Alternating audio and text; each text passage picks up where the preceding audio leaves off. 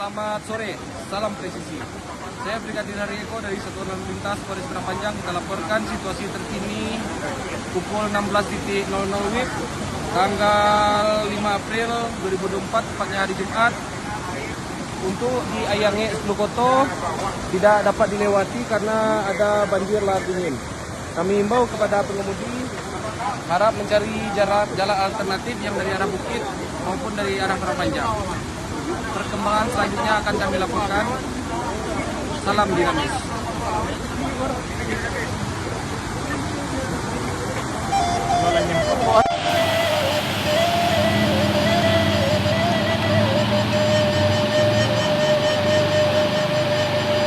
Baru warna.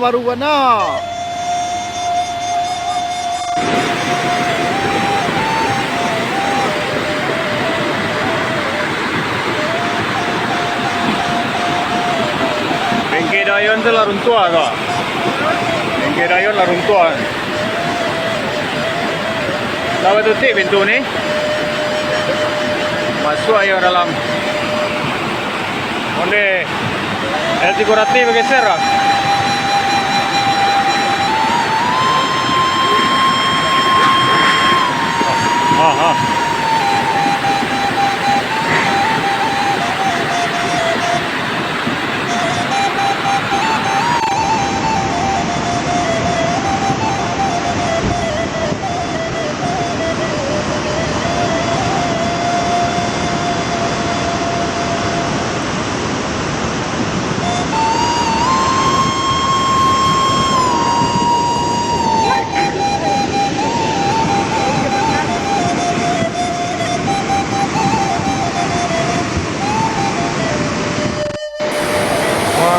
Sore bang, sore kita laporkan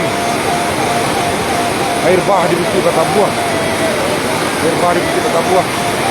Barusan ya bang ya.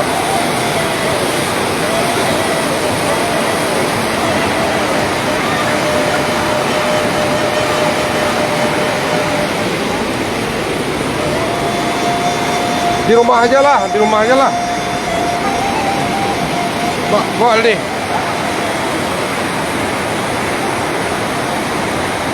Kau pernah tahu orang, kau pernah menonton dua. Itu hari iya. Iya. Banjir bang, banjir Bukit Batabuah. Banjir bandang.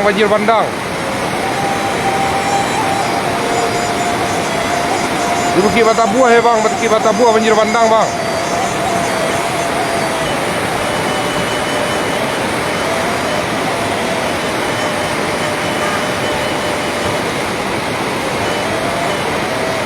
Cuci lemak kain awak dalam mak. Cuci dalam.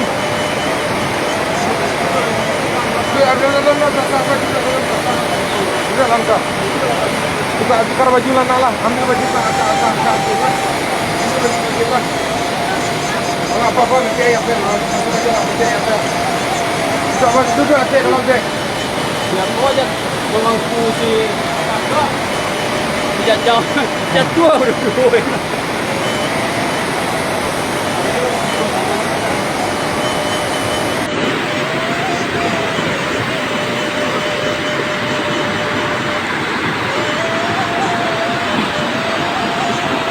Bengke Dayon tu larun tua tu. Bengke Dayon larun tua. Lawa tutup pintu ni. Masuk ayo dalam. Onde LT Kurati bergeser lah.